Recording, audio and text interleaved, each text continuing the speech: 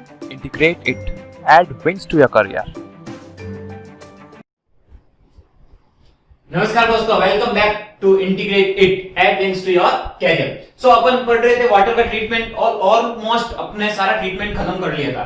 ठीक है, कुछ ट्रीटमेंट बच चुका है, वो एक माइनर ट्रीटमेंट उसे कह सकते हैं, जो कभी अपन यूज लेते हैं कभी नहीं लेते हैं, वो भी देख लेते हैं, कभी कभी उसमें से भी क्वेश्चन आ जाते हैं। तो अपन ने देखा था कि अपने वाटर में हार्डनेस आई, तो हार्डनेस को रिमूव करना अपन भूल गए थे। तो हार्डनेस को कैसे रिमूव करेंगे, तो रिमूवल ऑफ हार्डनेस, और उसे हार्डनेस को रिमूव करना अपन क्या बोलते हैं, वाटर सॉफ्टनिंग। ठीक है, मतलब मेरे को हार्ड वाटर है उसको क्या करना है, सॉफ्ट करना है। ठीक है, अपन ने देखा था हार्डनेस मेरे किस कारण आ रही थी, कैल्शियम और मैग्नीशियम, उसके चाहे कार्बोनेट हो चाहे बाइकार्बोनेट या कोई और सॉल्ट प्रेजेंट हो, लेकिन मेनली हार्डनेस किसके कारण थी, कैल्शियम और मैग्नीशियम के कारण। तो इनको रिमूव करना है। अब इनको रिमूव करने के लिए मेरे पास दो प्रोसेस होता है। पहला तो मैं टेम्परेरी हार्डनेस को रिमूव करता हूं। अपनी हार्डनेस टू टाइप्स की थी। पहला तो क्या करता हूं मैं, टेम्परेरी हार्डनेस को रिमूव करने के लिए क्या करूंगा, और दूसरा परमानेंट हार्डनेस को रिमूव करने के लिए क्या करूंगा। तो सबसे पहले लेते हैं अपने टेम्परेरी हार्डनेस को रिमूव करने के लिए क्या करेंगे। तो टेम्परेरी हार्डनेस को रिमूव करने के लिए मेरे पास दो प्रोसेस होते हैं। पहला तो होता है मेरे पास बॉइलिंग। ठीक है, क्या करता हूं मैं वाटर को बॉइल करता हूं। बॉइल करता हूं तो उसमें जो टेम्परेरी हार्डनेस है वो रिमूव हो जाती है, लेकिन जो temporary hardness due to calcium है, टेम्परेरी हार्डनेस कौन सी होती है, कैल्शियम के कार्बोनेट और बाइकार्बोनेट और मैग्नीशियम के कार्बोनेट और बाइकार्बोनेट। तो temporary hardness due to calcium के कार्बोनेट और बाइकार्बोनेट वो तो मेरे बॉइलिंग से रिमूव हो जाएंगे, लेकिन जो मैग्नीशियम के कार्बोनेट और बाइकार्बोनेट है, मैग्नीशियम कार्बोनेट और मैग्नीशियम बाइकार्बोनेट, वो मेरे बॉइलिंग से रिमूव नहीं होते। क्यों नहीं होते, क्योंकि मैग्नीशियम के कार्बोनेट और बाइकार्बोनेट क्या होता है, वाटर सॉल्यूबल होते हैं। ठीक है, वाटर में क्या हो जाते हैं, सॉल्यूबल हो जाते हैं। ठीक है, वाटर सॉल्यूबल होने के कारण ये रिमूव नहीं हो पाते।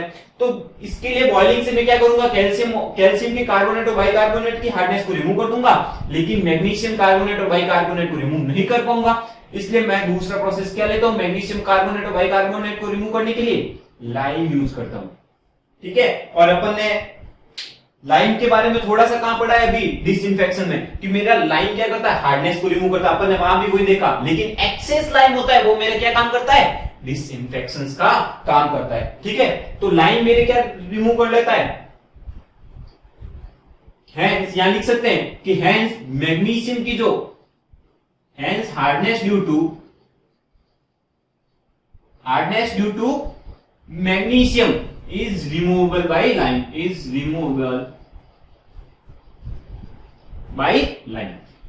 ठीक है, यानी कि मैं हार्डनेस, मैग्नीशियम की हार्डनेस किससे रिमूव करूंगा, लाइम। अब लाइम मैग्नीशियम की हार्डनेस को तो रिमूव कर लेगा, लेकिन कितने क्या मोल चाहिए वो भी देख लेते हैं, क्योंकि यहां से डायरेक्ट क्वेश्चन आता है। तो मेरे को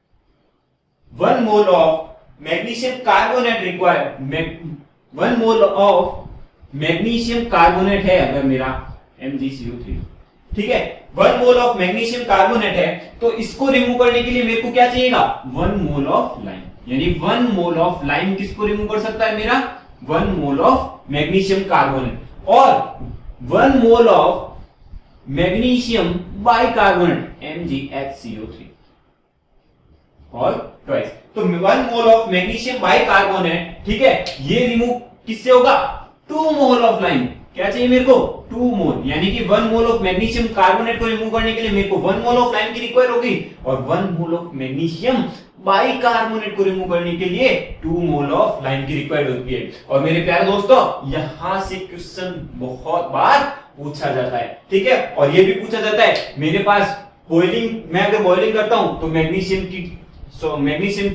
हार्डनेस रिमूव क्यों नहीं होती, क्योंकि वो वाटर सॉल्यूबल हो जाता है। ठीक है, तो मैं टेम्परेरी हार्डनेस को किन दो प्रोसेस से रिमूव करता हूं, या तो बॉइलिंग से या लाइम से। बॉइलिंग क्या करता है, कैल्शियम की हार्डनेस को रिमूव कर लेता है, लेकिन मैग्नीशियम की नहीं कर पाता, तो मैं क्या करता हूं, मैग्नीशियम की हार्डनेस को रिमूव करने के लिए लाइम यूज करता हूं, और मैग्नीशियम कार्बोनेट की हार्डनेस को रिमूव करूंगा तो 1 मोल मैग्नीशियम कार्बोनेट रिमूव करने के लिए 1 मोल ऑफ लाइम चाहिए, और 1 mole of magnesium bicarbonate remove करने के लिए 2 मोल ऑफ लाइम रिक्वायर्ड होती है। ठीक है, अब दूसरा आता है अपने, ये तो अपनी टेम्परेरी हार्डनेस रिमूव हुई। अब परमानेंट हार्डनेस को रिमूव करने के लिए क्या करेंगे, तो उसके लिए भी डिफरेंट प्रोसेसेस है, देखते हैं क्या क्या। साथ साथ में भैया नोट्स बनाते रहना, और मैं भी आपको अपने नोट्स की पीडीएफ, हैंड रिटन नोट्स की पीडीएफ दूंगा, ठीक है। आप हमारा टेलीग्राम चैनल ज्वाइन कर सकते हो, इंटीग्रेट सर्च करके टेलीग्राम पे ज्वाइन कर लो, वहां पर आपको सारी पीडीएफ मिलेगी, सारे क्वेश्चंस प्रैक्टिस करने के लिए मिलेंगे, ठीक है। Second, removal of permanent hardness.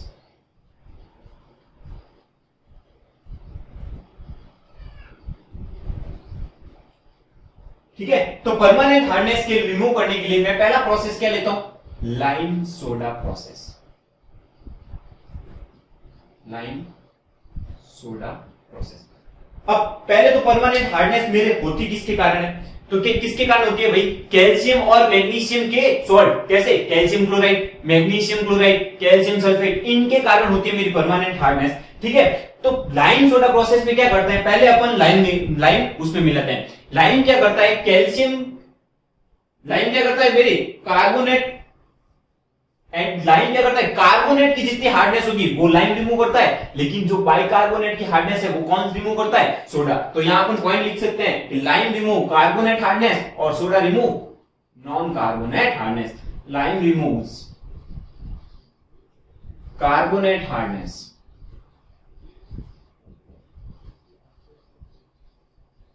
ठीक है, और सोडा क्या रिमूव करता है, बाइकार्बोनेट की hardness. Soda removes bicarbonate hardness. तो भैया डायरेक्ट क्वेश्चन पूछा जाता है कि लाइम सोडा प्रोसेस में कार्बोनेट हार्डनेस रिमूव किससे होती है भैया, तो किससे होती है, लाइम से, बाइकार्बोनेट हार्डनेस, ठीक है। Soda removes non carbonate, sorry यहां कार्बोनेट और नॉन बाइकार्बोनेट नहीं होता है, नॉन कार्बोनेट हार्डनेस होती है ना, ठीक है, नॉन कार्बोनेट यानी कि, ठीक है, यानी कि जो कार्बोनेट कौन सी, मैग्नीशियम बाइकार्बोनेट हो गया, मैग्नीशियम कार्बोनेट ये वाली, और सोडा रिमूव्स क्या, non carbonate hardness, like calcium sulphate हो गया, CaSO4, MgSO4, इनको कौन रिमूव करता है मेरा, सोडा रिमूव करता है, ठीक है। अब अपन लाइम ऐड कर रहे हैं वाटर में, तो लाइम मेरा क्या करता है, पीएच को इंक्रीज करता है। जैसे मैं लाइम ऐड करूंगा, लाइम इंक्रीज करूंगा, मेरे वाटर की क्या होगी, पीएच इंक्रीज। पीएच इंक्रीज मतलब क्या हो रहा है, मैं एल्किनिटी की तरफ बढ़ रहा हूं, एल्किनिटी की तरफ बढ़ रहा हूं, इसका मतलब क्या हुआ मेरा, कि वाटर पाइप का कोरोजन क्या हो जाएगा, कम, ठीक है, पाइप का कोरोजन कम हो जाएगा, ठीक है। यानी कि अगर मैं लाइम ऐड कर रहा हूं तो पीएच इंक्रीज हो रही है, जिससे क्या हो रहा है, मेरा कोरोजन कम हो रहा है, ठीक है। लेकिन यहां पर पीएच भी तो बढ़ रही है, समटाइम्स पीएच इतनी इंक्रीज हो जाती है, ठीक है, कंट्रोल करना पड़ता है, और वो पीएच का कंट्रोल कैसे करते हैं, रीकार्बोनेशन। तो रीकार्बोनेशन process is required to control pH, recarbonation process to control pH। और भैया ये IES में क्वेश्चन आ चुका है, इसलिए कभी भी एसएससी में छप सकता है, रिकार्बोनेशन टू कंट्रोल pH, ठीक है। ये IES में क्वेश्चन आ चुका है, इसलिए कभी भी आपके छप सकता है, ठीक है।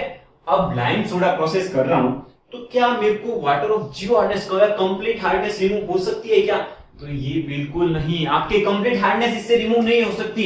तो water of zero hardness can not be produced, water of zero hardness क्या मिलेगा, नहीं मिलेगा, जीरो हार्डनेस कांट प्रोड्यूस, ठीक है। तो अगर मैं लाइम सोडा प्रोसेस कर रहा हूं और मैं खुश हो रहा हूं कि मेरी हार्डनेस बिल्कुल जीरो हो गई है, तो वो नहीं होगा, ठीक है। अब यहां पर लाइम, जैसे लाइम और सोडा ऐड कर रहा हूं, तो भैया कुछ स्लज भी तो बनेगा, तो वो स्लज कितना बनता है, उस स्लज की क्वांटिटी कितनी होती है, वो भी आता है। तो ड्राई स्लज फॉर्म होता है, और वो ड्राई स्लज कितना प्रोड्यूस होता है, वो एक फॉर्मूला होता है, ठीक है। हालांकि अभी तक वो कभी नहीं आया, बट एसएससी का लेवल आप देख रहे हो कितना बढ़ रहा है, एक क्वेश्चन आपको उठा सकता है या गिरा सकता है, ठीक है। तो ड्राई स्लज प्रोड्यूस्ड, या स्लज भी है ना, dry sludge produced in milligram पर लीटर, लिख देता हूं, इन मिलीग्राम पर लीटर, ठीक है। तो dry sludge produced in milligram पर लीटर मेरा कितना होता है, Ca+2 की हार्डनेस, ठीक है। मेरी कैल्शियम के कारण कितनी हार्डनेस प्रोड्यूस्ड हुई इन मिलीग्राम पर लीटर, प्लस 0.58 या 0.58 टाइम्स ऑफ मैग्नीशियम +2 की हार्डनेस कितनी प्रोड्यूस्ड हुई इन मिलीग्राम पर लीटर, और प्लस क्या हो गया मेरा कि मैंने लाइन कितना ऐड किया, प्लस लाइन एडिड। और यहां से क्वेश्चन अब कभी भी आ सकता है, बहुत ही इंपॉर्टेंट फॉर्मूला है, ठीक है, कि मेरा ड्राई स्लज अगर मैं सॉरी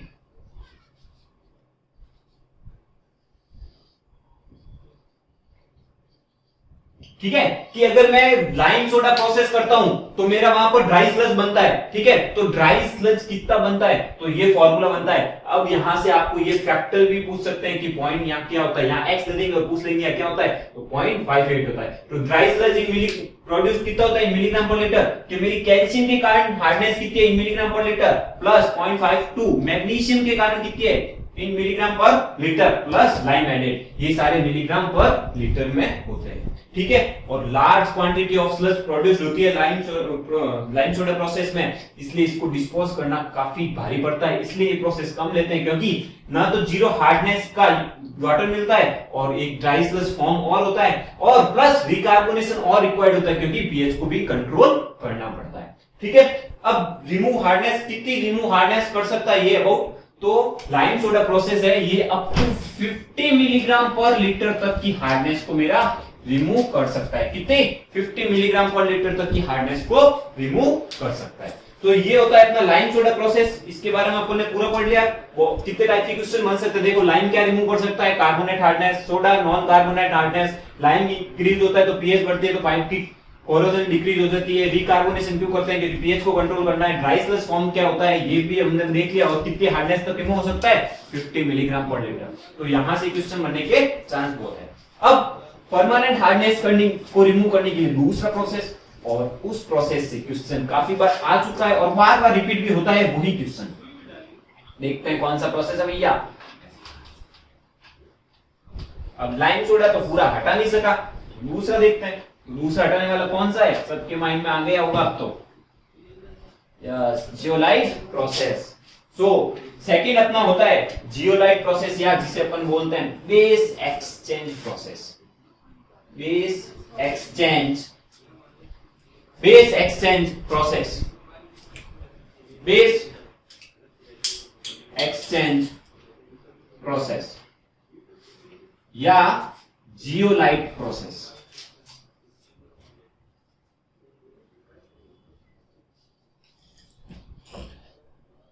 ठीक है, तो बेस एक्सचेंज प्रोसेस में क्या होता है, मेरा एक जियोलाइट होता है, ठीक है, जिसे मैं क्या बोलता हूं ग्रीन सैंड, ठीक है भैया जियोलाइट, इसका मैं केमिकल फॉर्मूला लिख देता हूं, जिसे अपन क्या बोलते हैं ग्रीन सैंड भी बोलते हैं, ठीक है। इसका फॉर्मूला होता है कुछ Na2O, यानी कि सोडियम से रिलेटेड है, Na2O dot Al2O3 dot X SiO3.YH2।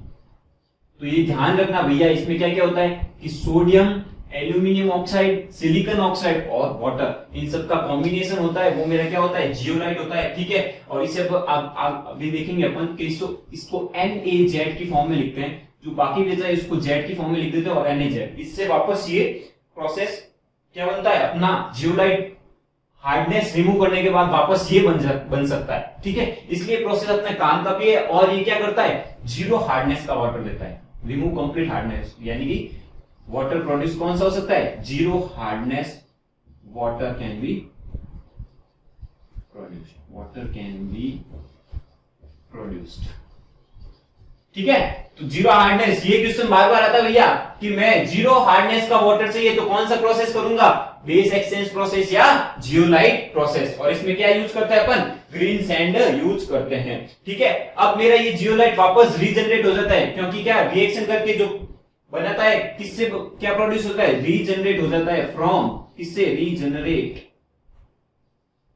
From, कहां से भैया कैल्शियम और मैग्नीशियम हटाएगा तो क्या CaZ एंड MgZ से ये मेरा क्या हो जाता है रीजनरेट हो जाता है, ठीक है। CaZ2 और MgZ2 से मेरा रीजनरेट होकर क्या बन जाता है NaZ, ठीक है, यानी सोडियम का जियोलाइट वापस बन जाता है, और ये जियोलाइट वापस अपन यूज कर सकते हैं जियोलाइट प्रोसेस के लिए, ठीक है।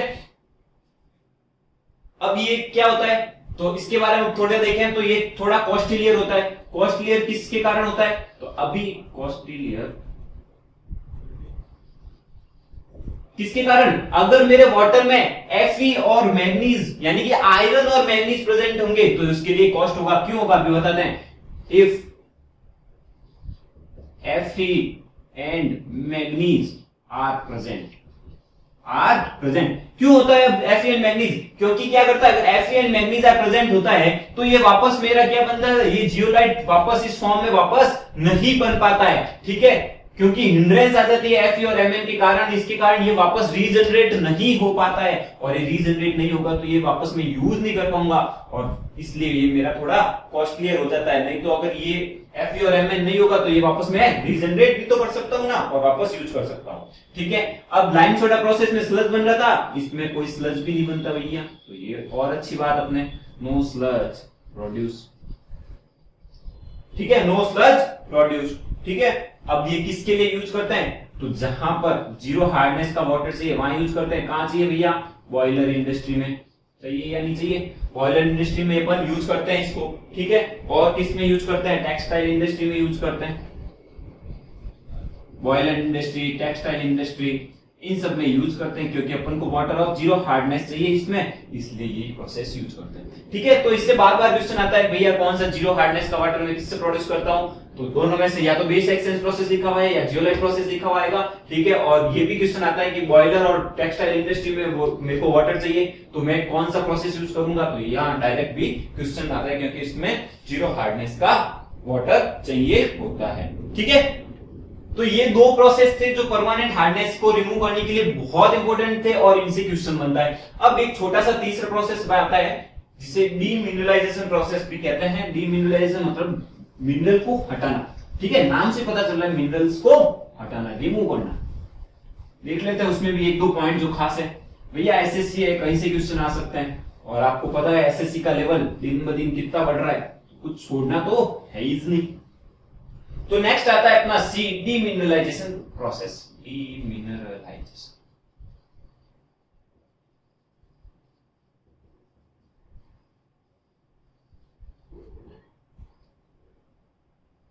डीमिनरलाइजेशन कैसे क्या होता है, नाम से पता चल रहा है क्या कर रहा है, मेरा मिनरल्स को रिमूव कर रहा है। मिनरल्स को क्या कर रहा है, रिमूव कर रहा है। ठीक है, अब ये कहां काम आता है, जनरली इंडस्ट्रीज में। जनरली कहां काम आता है भैया, इंडस्ट्रीज में काम आता है। ठीक है, और डीमिनरलाइजेशन प्रोसेस में करते क्या है, अपन वाटर को उसके कैटाइन और एनाइन से पास करवाते हैं, जिससे जो मिनरल होंगे, अगर मेरे कुछ मिनरल्स कैटाइन की तरफ अट्रैक्ट हो जाएंगे, कुछ एनाइन की तरफ अट्रैक्ट हो जाएंगे, और सारे मिनरल हट जाएंगे। ठीक है, first pass through cation then anion. First pass, किसको पास करना भाई, वाटर से हटाना, water first pass through cation then anion. ठीक है, फर्स्ट पहले कैटाइन एक्सचेंज से पास करते हैं, फिर एनाइन एक्सचेंज से पास करते हैं। ठीक है, तो ये मेरे वाटर सॉफ्टनिंग के प्रोसेसेस थे जो मेरे को परमानेंट और टेम्परेरी हार्डनेस को रिमूव करने के लिए काम आते थे। टेम्परेरी हार्डनेस को रिमूव करने के लिए दो प्रोसेस थे, बॉइलिंग और लाइम को ऐड करना, और परमानेंट हार्डनेस को रिमूव करने के लिए तीन process, lime soda process, zeolite process जो का बहुत इंपॉर्टेंट, और थर्ड डीमिनरलाइजेशन एक छोटा सा प्रोसेस जो कभी कभी आया तो नहीं है पर कभी भी आ सकता है। ठीक है, तो यहां अपना वाटर सॉफ्टनिंग कंप्लीट हो जाता है। कैसे मैं वाटर की हार्डनेस को रिमूव करता हूं ये अपन ने देख लिया। अब कुछ माइनर ट्रीटमेंट आता है, अलग अलग जगह यूज होते हैं, वो भी देख लेते हैं, कभी कभी उसमें से क्वेश्चंस पूछ लेते हैं। तो सम माइनर ट्रीटमेंट, या माइनर ट्रीटमेंट की हेडिंग डाल के अपन लिख सकते हैं minor treatment.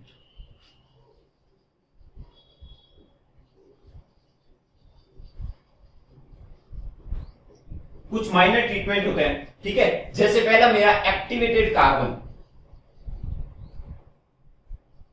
Activated,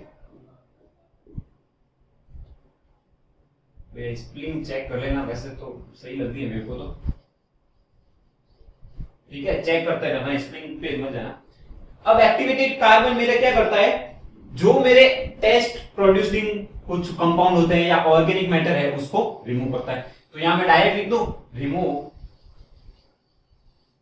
test odour and organic.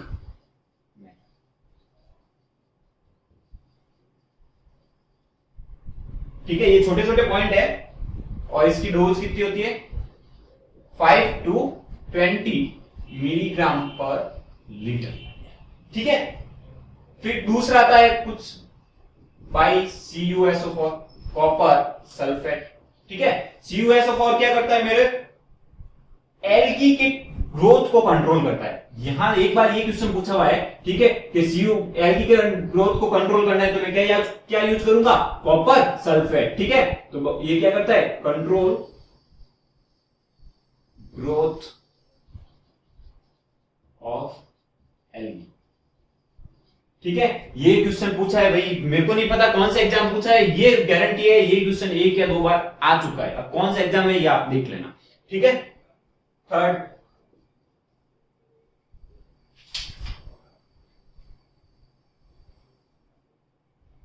एक NaNO3 भी अपन यूज करते हैं, सोडियम नाइट्रेट करके है। चलो ये रहने देते हैं NaNO3, वो अपन इसको मोस्ट इंपोर्टेंट पॉइंट में बता देंगे, वहां ही काम का एक छोटी सी लाइन है। ठीक है, अब मोस्टली अपन एक यहां पर क्लोरीन भी यूज करते हैं एल्गी के ग्रोथ के लिए या बैक्टीरिया को रिमूव करने के लिए। ठीक है, और इसको एल्गी की ग्रोथ को बढ़ाना है तो NaNO3। चलो मैं यहां मोस्ट इंपोर्टेंट पॉइंट लिख देता हूं, स्टार करके इंपोर्टेंट पॉइंट।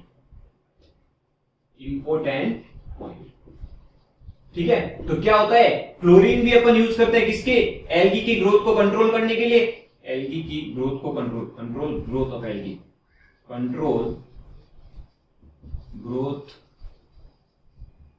Of algae. ठीक है, लेकिन कभी कभी अपन को एल्गी चाहिए भी ज्यादा होती है। ठीक है, क्योंकि ऑर्गेनिक मैटर को डिकम्पोज करने के लिए उसमें ऑक्सीडेशन, एल्गी अपन को ऑक्सीडेशन भी तो प्रोवाइड करवाता है। ठीक है, तो एल्गी को बढ़ाना है, इंक्रीज करना है, तो मैं क्या यूज करता हूं, NaNO3 सोडियम नाइट्रेट। ठीक है, तो ये ध्यान रखना, इंपोर्टेंट पॉइंट है भैया, कभी भी आ सकता है, न्यू पॉइंट है। ठीक है, क्वेश्चन कभी बने नहीं है। ठीक है, तो माइनर ट्रीटमेंट और कौन से एक्टिवेटेड कार्बन अपन ने लिया है, 22 कॉपर सल्फेट से हो सकता है। एक और आता है डीफ्लोरिडेशन, अगर मेरा फ्लोरीन ज्यादा है तो मैं क्या करता हूं, डीफ्लोरिडेशन। भैया स्प्रिंग वापस कह रहा हूं, चेक करते रहना, स्प्रिंग मेरे को नहीं हो सकता है गलत आ जाए। ठीक है, तो डीफ्लोरिडेशन क्या होता है, remove fluorine from water, excess fluorine जो रिक्वायर्ड नहीं है। कितनी रिक्वायर्ड होती है, लिमिट क्या होती है, 1 to 1.5 ppm, याद है, याद रखना, लिमिट्स पे क्वेश्चन आते हैं। तो remove excess fluorine from water. अब इसके कुछ प्रोसेस होते हैं कि मैं एक्सेस फ्लोरीन कैसे रिमूव करता हूं। ठीक है, तो इसके 1 2 3 प्रोसेस होते हैं जो टाइप याद कर दो। एक तो होती है प्रशांति टेक्निक, प्रशांति टेक्निक। दूसरा क्या होता है मेरा, नालगोंडा टेक्निक, नालगोंडा टेक्निक। ठीक है, और ये नालगोंडा टेक्निक तो आपको खुद को ही पता होगा, कितनी बार पूछ चुका है। और तीसरा होता है मेरा आयन एक्सचेंज। तो यहां से डायरेक्ट नाम आता है, कैसे होता है वो अपने यहां से इतना डीप अपन नहीं जाएंगे। ठीक है, और इतना डीप में क्वेश्चन आते ही नहीं, सिर्फ इतना ही प्रोसेस आता है कि डीफ्लोरिडेशन करना है, मेरे को फ्लोरीन को रिमूव करना है, तो कौन सी टेक्निक यूज होती है। ठीक है, या तो ये तीनों दे देंगे, चौथे और कोई दे देंगे, या फिर इन तीनों में इसको एक दे देंगे, जनरली नालगोंडा ज्यादा देते हैं। ठीक है, ठीक है, और जनरली इनमें कौन सा होता है, इन दोनों में एक्टिवेटेड एल्यूमिनियम ही होता है, या एल्यूमिनियम होता है, या एक्टिवेटेड एल्यूमिनियम भी होता है, ये भी ध्यान रख लेना। ठीक है, तो फ्लोरीन को रिमूव कर दिया। अब एक प्रोसेस और आ जाता है डीसैलाइनेशन, और कर देते हैं अपन डीसैलाइनेशन। अब नाम से ही पता चल रहा है भैया, डी यानी कि रिमूव करना है, क्या एक्सेस सॉल्ट है जो मेरे को रिमूव करना है। ठीक है, तो इसके लिए भी क्या होते हैं, 2 3 प्रोसेस होते हैं। जैसे first reverse osmosis, reverse osmosis. और रिवर्स ऑस्मोसिस में क्या होता है भैया, एक मेम्ब्रेन होती है, उस मेम्ब्रेन से अपन क्या करते हैं, वाटर को फोर्सली मैकेनिकल फोर्स लगा के उससे पास कराते हैं, जिससे मेरा सॉल्ट क्या हो जाता है, रिमूव हो जाता है। ठीक है, और कौन सा होता है, डिस्टिलेशन। डिस्टिलेशन क्या होता है भैया, मैं उसमें प्योर वाटर ऐड करता ही जाता हूं। तीसरा आयन एक्सचेंज, वही आयंस को हटाना है, इलेक्ट्रोलाइट एक्सचेंज या आयन एक्सचेंज जो भी बोलते हैं अपन इसको। ठीक है, और कौन सा हो सकता है मेरा, फ्रीजिंग। फ्रीजिंग में क्या करता हूं मैं, इसका टेम्परेचर कम कर देता हूं और उसको फ्रीज कर देता हूं, ठीक है, जिससे मेरे क्या होते हैं, क्रिस्टल्स फॉर्म हो जाते हैं, ठीक है। तो ये डायरेक्ट आता है, आपने कोई ये नहीं पूछेंगे कि इसमें होता क्या है, ठीक है, क्योंकि डायरेक्ट क्वेश्चन पूछते हैं कि डीसैलिनेशन किस प्रोसेस से कर सकते हैं, तो ये 4 प्रोसेस याद कर लेना। वैसे कभी आया नहीं है, फिर भी अपन कुछ छोड़ना नहीं चाहते, ठीक है। 100% सिलेबस कवर करेंगे तो आसान हो जाएगा, ठीक है। तो यहां पर अपना वाटर का ट्रीटमेंट खत्म होता है। 1-2 पॉइंट है, नोट करके लिख सकते हो आप, यहां नोट करके लिख दो। क्या पॉइंट है कि ग्राउंड वाटर है, ग्राउंड वाटर में मेरी कोई टर्बिडिटी नहीं होती, ठीक है, ग्राउंड वाटर में टर्बिडिटी नहीं होती है, तो ग्राउंड वाटर को मैं यूज करने के लिए सिर्फ क्या कर सकता हूं, सिर्फ डिसइंफेक्शन कर लो और आप ग्राउंड वाटर यूज कर सकते हो। डिसइंफेक्शन कर लो और direct use of ground water आप कर सकते हो, क्योंकि ग्राउंड वाटर मेरी टर्बिडिटी नहीं होती है, तो खाली डिसइंफेक्शन ही मेरे लिए बहुत होता है। और लैक वाटर में क्या होता है, लैक वाटर में अपने को पता है एल्गी ज्यादा होती है भैया, वो हरे हरे जम जाते हैं ना, वही तो एल्गी ज्यादा होती है, उसके लिए क्या करते हैं अपन, अभी पढ़ा था CuSO4 से कंट्रोल, CuSO4 यानी कॉपर सल्फेट से अपन क्या करते हैं, उस एल्गी का कंट्रोल करते हैं। तो ये अपने कुछ माइनर ट्रीटमेंट थे जो कभी आ जाते हैं कभी नहीं आते हैं, और यहाँ पर अपना वाटर का ट्रीटमेंट पूरा कंप्लीट होता है, ठीक है। अपन ने वाटर का ट्रीटमेंट स्टार्टिंग से शुरू किया और एंड तक कंप्लीट करके पूरा कर लिया। अब इस पे बेस्ड क्वेश्चन भी करेंगे, लेकिन इससे पहले डिस्ट्रीब्यूशन ऑफ वाटर क्या होते हैं, क्या डिफरेंट वॉल्व्स होते हैं, कैसे कौन से यूज करते हैं, कैसे यूज करते हैं, वो भी एक बार देख लेंगे, जिससे अपना एनवायरनमेंट का जो फर्स्ट पार्ट है वो पूरा कंप्लीट हो जाएगा। उसके बाद अपन जो भी 100-200-300 क्वेश्चन की प्रैक्टिस करनी होगी वो मैं आपको कराऊंगा, ठीक है। So thank you guys, thank you for watching this video. Please like, share and subscribe और अपने दोस्तों को जोड़े इंटीग्रेट इट से, ठीक है। हमारा टेलीग्राम चैनल, टेलीग्राम पे भी हम अवेलेबल है, वहां पर आपको सारे सब्जेक्ट की पीडीएफ मिल जाएगी। कुछ सब्जेक्ट की पीडीएफ डालनी भी स्टार्ट हो चुकी है और क्वेश्चन भी प्रैक्टिस हो रहे हैं। So please like us and subscribe. Thank you. Thank you for watching the video. Please like, share and subscribe the channel Integrated.